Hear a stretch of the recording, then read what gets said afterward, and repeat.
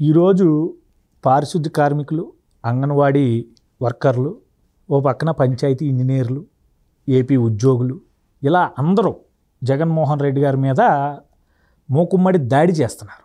అంటే మనం చూసుకున్న ఆర్టీసీ వారు కూడా ఇటీవల సమ్మె బాట పడటానికి సిద్ధమయ్యారు.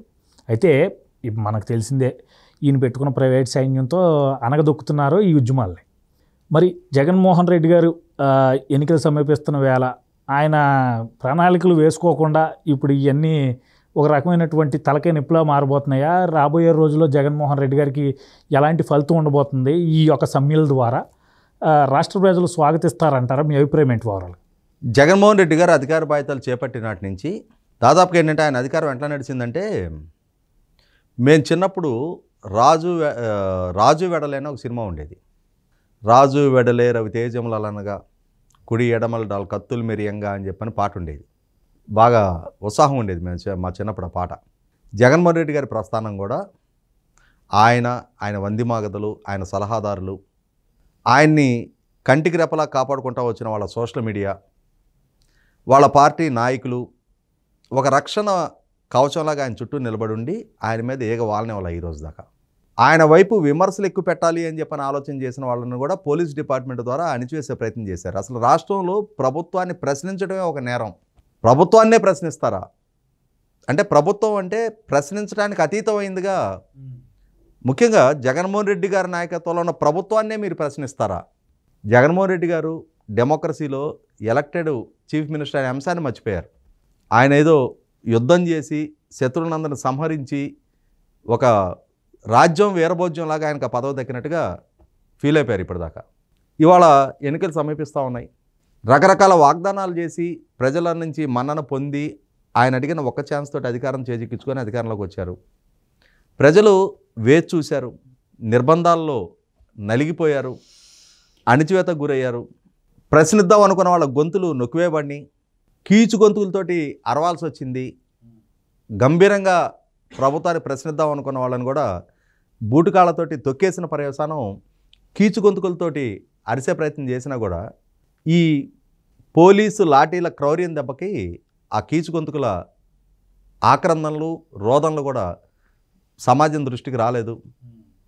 అన్ని వర్గాలు జగన్మోహన్ రెడ్డి గారి వెంట నడిచి ఆయన గెలుపుకు దోహదం చేసిన ప్రతి వర్గం జగన్మోహన్ రెడ్డి గారి నుంచి ఏదో రకమైన దాడికి, దౌర్జన్యానికే గురయ్యారు.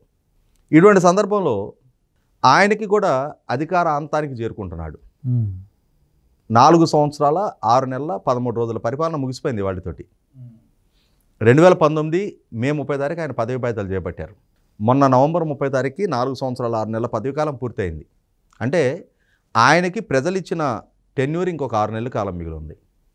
ఈ 6 నెలల్లో కూడా చివరి 2 నెలలు ఎన్నికల షెడ్యూల్ ఉంటుంది. కాబట్టి మహా అయితే ఆయనకి ఇంకొక 4 నెలల లోపు పరిపాలనా కాలం ఉంది. మరి ఎన్నికల ముందు నెగ్గటం కోసం మాకు ఇచ్చిన వాగ్దానాల సంగతి ఏంటి? ఇన్ని రోజులు వేచి చూసాం, మీ తాసారాన్ని భరిస్తూ వచ్చాం, ఇప్పుడు కూడా మేము గొంతు లేపకపోతే ఇంకో 3 నెలల్లో తమరు పదవీచ్యుతులై దిగిపోతే ఓటేసి మీకు అధికారం కట్టబెట్టినందుకు మీకు అధికారం దక్కింది, మా పరిస్థితి ఏంటి అని చెప్పని వాళ్ళ ప్రజలు ఒక్కో వర్గం తమ గొంతు పెంచడం మొదలుపెట్టారు. సహజంగానే 2022 ఫిబ్రవరి నెలలో ఉపాధ్యాయులు చలో విజయవాడతోటి ఇచ్చిన పిలుపు దగ్గర నుంచి ప్రభుత్వానికి ఈ ప్రతిఘటనల సెగ తగలటం మొదలైంది. కానీ దాన్ని కూడా ఉద్యోగ నాయకుల్లో చీలికలు తీసుకురావడం ద్వారా, ఉద్యోగ నాయకుల్ని తమకు అనుకూలంగా మేనేజ్ చేసుకోవడం ద్వారా ఉపాధ్యాయుల డిమాండ్లు కూడా అపరిష్కృతంగా ఉన్నా కూడా ఆ ఉద్యమాన్ని డైల్యూట్ చేసేయగలిగారు, పరిష్కారం చేయకున్నా కూడా. కానీ ఇవాళ అంగన్వాడీలు, చిన్న ఉద్యోగులు, అంటే మొత్తం ప్రభుత్వ యంత్రాంగంలో అంగన్వాడీలు చాలా చిరుద్యోగులు, మహిళలు, వాళ్ళు నిన్న ప్రభుత్వానికి వ్యతిరేకంగా కదం దొక్కారు. ఎక్కడికక్కడ ఐసిడిఎస్ ప్రాజెక్ట్ డైరెక్టర్ ఆఫీసుల దగ్గర, కలెక్టరేట్ల దగ్గర వాళ్ళు నిజంగా వాళ్ళ సంఘటన శక్తి చూపించారు. నిన్న ప్రభుత్వానికి చురుకుముట్టించారు. దాదాపు 1,05,000 మంది రాష్ట్ర వ్యాప్తంగా అంగన్వాడీ టీచర్లు, ఆయాలు ఉన్నారు. వాళ్ళు ఈ ప్రభుత్వం చేత మేము వివక్షకు గురయ్యాం, వంచనకు గురయ్యాం, మాకు చేసిన వాగ్దానాలకి ఈరోజు అమలుకి పొంతనే లేదు, చంద్రబాబు నాయుడు గారి హయాంలో 4,500 ఉన్న జీతాన్ని 7,500, 10,500 ఆయన చేస్తే ఈ ప్రభుత్వ అధికారులకు వచ్చిన తర్వాత 1,000 రూపాయలు మాత్రమే పెంచడం జరిగింది. చంద్రబాబు నాయుడు గారి ప్రభుత్వ హయాంలో 10,000 రూపాయలు దాటిన ప్రభుత్వ ఉద్యోగికి సంక్షేమ పథకాలు లబ్ధి ఉండదు. అయినా సరే అంగన్వాడీలకి సంక్షేమ పథకాలు కోత పెట్టకుండా వాళ్ళకి ఆ వెసులుబాటు కల్పించారు. కానీ జగన్మోహన్ రెడ్డి గారి ప్రభుత్వం 1,000 రూపాయలు మాత్రం జీతం పెంచి వాళ్ళకి జీతం పెంచిన పర్యవసానం ప్రభుత్వ సంక్షేమ పథకాల లబ్ధిదారులుగా వాళ్ళకి ఎలిజిబిలిటీ మొత్తం కట్ చేసేసారు. అంటే వాళ్ళ పిల్లలకు అమ్మఒడి రాదు, వాళ్ళ ఇంట్లో ఎవరైనా పెద్దవాళ్ళు ఉంటే ఓల్డేజ్ పెన్షన్ రాదు, వాళ్ళకి రేషన్ బియ్యం రావు, ఇట్లాంటి అన్ని సంక్షేమ పథకాలకి వాళ్ళకి ఎలిజిబిలిటీ లేకుండా చేశారు. ఈ చేసిన నేపథ్యంలో వాళ్ళు కూడా తెలంగాణ కన్నా 1,000 రూపాయలు అధికంగా జీతం ఇస్తాను అని చెప్పిన దృష్ట్యా ఇప్పుడు పెంచుతారు, రేపు పెంచుతారు, మాపు పెంచుతారు అని చెప్పని ఆయన వంక చకోర పక్షుల్లాగా వేచి చూస్తూ ఉన్నారు. ఒక్కొక్క వర్గాన్ని ఒక్కొక్క వేదనాపూరిత వ్యధ. పారిశుద్ధ్య కార్మికులు, పంచాయతీరాజ్ ఇంజనీర్లు, టీచర్లు, అంగన్వాడీ టీచర్లు, అవుట్సోర్సింగ్ కాంట్రాక్ట్ ఉద్యోగులు, ముఖ్యంగా విద్యుత్ కాంట్రాక్ట్ ఉద్యోగులు 25,000 మంది ఉన్నారు రాష్ట్ర వ్యాప్తంగా. వాళ్ళకి చంద్రబాబు నాయుడు గారి ప్రభుత్వ హయాంలో 10,000 రూపాయలు జీతం పెంచారు. జగన్మోహన్ రెడ్డి గారు మీ అందరినీ రెగ్యులరైజ్ చేస్తానని చెప్పని వాగ్దానం చేసి వాళ్ళకి 6,000 రూపాయలు మాత్రం జీతం పెంచారు ఆయన. వాళ్ళు అలో లక్షణాన్ని మొత్తుకుంటూ ఉన్నారు. వాస్తవంగా చాలా క్లిష్ట పరిస్థితుల్లో వాళ్ళు ఉద్యోగం చేస్తూ ఉంటారు. ఇవాళ ఈ హైటెన్షన్ టవర్లు 100-120 అడుగులు ఎత్తున ఆ తెగల అమర్చడం కానీ ఈ పనులు మొత్తం చేసేది వాళ్ళే. ప్రాణాలు అరిచేతిలో పెట్టుకుని పనులు చేస్తూ ఉంటారు. ఇవాళ మన ఇంట్లో కూర్చొని మనం ఈ లైట్ వెలుగుతుందన్నా, ఈ ఏసీ పని చేస్తుందన్నా, ఈ ఫ్యాన్ మనం స్విచ్ ఆన్ చేసుకోగానే కరెంటు మనకు అందుతుంది అని అంటే దిగువ స్థాయిలో ఈ సిబ్బంది కష్ట ఫలితం అది. కానీ ప్రభుత్వం అటువంటి వారిని శక్తికి తగిన ప్రతిఫలం ఇవ్వడంలో నిలువున వాళ్ళని వంచనకు గురి చేసింది. రెగ్యులరైజ్ చేస్తాము అని చెప్పని వాళ్ళకి ఇచ్చిన హామీని విస్మరించింది. ఇవి ఒక్కొక్క వర్గం రియలైజ్ అవుతూ ఉన్నారు. జగన్మోహన్ రెడ్డి గారి వాగ్దానాల ప్రభావంతో ఆయన వెనక నడిచి ఆయన గెలుపుకు దోహదం చేసిన ప్రతి వర్గం కూడా ఇవాళ జగన్మోహన్ రెడ్డి గారి ఒరిజినల్ స్వభావం ఏంటనేది రియలైజ్ అయ్యి ఈ 3-4 నెలలు గడిస్తే, 3 నెలలు కూడా కాదు, ఇంకొక 2 నెలలు గడిస్తే ఎలక్షన్ షెడ్యూల్ వచ్చేస్తుంది. ఇక అప్పుడు ఎలక్షన్ షెడ్యూల్ సాగా చూపించి అసలు చేయడానికి ఆస్కారం ఉండదు. కాబట్టి ఏది చేసినా ఇప్పుడే చేయాలి. కాబట్టి వాళ్ళు ఆ ఒత్తిడి పెంచే ప్రయత్నంలో ఉన్నారు. జగన్మోహన్ రెడ్డి గారు కూడా ఆలోచించుకోవాల్సింది ఏంటి అంటే ఒక్కొక్క రేణువు కలిసే ఆయన గెలుపుకు దోహదం చేసేది, ఒక్కొక్క వర్గం కలిసే ఆయనకి ఆ ఘన విజయం దక్కించినాయి.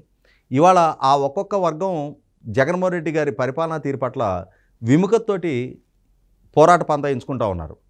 ఇటువంటి సందర్భంలో వీళ్ళదే ఉందిలే, కొద్ది వర్గమే కదా, వీళ్ళదే ఉందిలే చాలా చిన్న వర్గం కదా, వీళ్ళ బలం ఎంతలే, వీళ్ళు నన్నేం ప్రభావితం చేయగలుగుతారులే, నాకు 51% ప్రజా మద్దతు ఉంది, నేను డైరెక్ట్ బెనిఫిట్ ట్రాన్స్ఫర్ ద్వారా 75% మందికి ప్రభుత్వ పథకాల లబ్ధిదారులకి లబ్ధి చేకూర్చా, నాకు అంతటి ప్రజామోదం ఉన్నప్పుడు వీళ్ళని లెక్క చేయాల్సిన అవసరం ఉందిలే అని చెప్పనే ఆలోచనలో జగన్మోహన్ రెడ్డి గారు ఉన్నారు.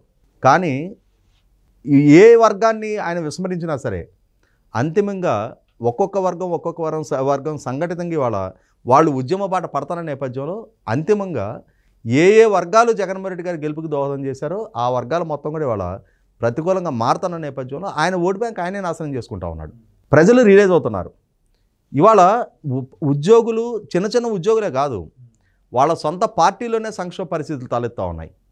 నిన్నటి వరకు లబ్డబ్బమని కాదు గుండె కొట్టుకునేది, జగన్ అని గుండె కొట్టుకుంటుంది అని చెప్పని అసెంబ్లీలో ఆయన్ని పొగిడిన నోళ్లే ఇవాళ తెగడతలకు సిద్ధపడతా ఉన్నారు, ఆయన్ని దూషిస్తూ ఉన్నారు, రాజీనామాల పరంపర కొనసాగిస్తూ ఉన్నారు, ఈ పార్టీ నుంచి దూరం జరిగిపోతామని చెప్పిన సంకేతాలు చాలా బలంగా వినిపిస్తూ ఉన్నారు. ఇటువంటి సందర్భంలో జగన్మోహన్ రెడ్డి గారికి 2019 నాటి స్మూత్ సేలింగ్ ఇక 2024లో సాధ్యం కాదు. రాజకీయపు నిచ్చెన చివరి మెట్టుగా ఆయన చేరుకున్నాడు. అక్కడి నుంచి దూకి పడనన్నా పడిపోవాలి, ఆమె నిచ్చెన దిగైనా రావాలి. ఇక ఎక్కడానికి ఆయనకి మెట్లు లేవు. ఇవాళ ఆయన ప్రస్థానం ఆరోహణ నుంచి అవరోహణ దిశగా బిగినైపోయింది అనేది ఈ సంఘటనలు, ఈ పరిస్థితులు, పరిణామాలు రుజువు చేస్తూ ఉన్నాయి. 2024 ఈ 3-4 నెలల ఈ పరిపాలనా కాలం మాత్రమే ఆయన పరిపాలనలో ఆయనకి మిగులున్న ఈ కొద్దిపాటి కాలం. దాన్ని సద్వినియోగపరచుకొని ప్రజలకు తాను చేసిన వాగ్దానాలను నెరవేర్చి కనీసం ఎన్నికల్లో రేపు నెగ్గినా నెగ్గకపోయినా వంచనకి గురై చేసిన పాలకుడిగా మిగిలిపోకుండా ఉంటాడా, లేదు ప్రతి వర్గాన్ని వాగ్దానం చేసి వంచిన పాలకుడిగా మిగిలిపోతాడో ఆయనే నిర్ణయించుకోవాలి.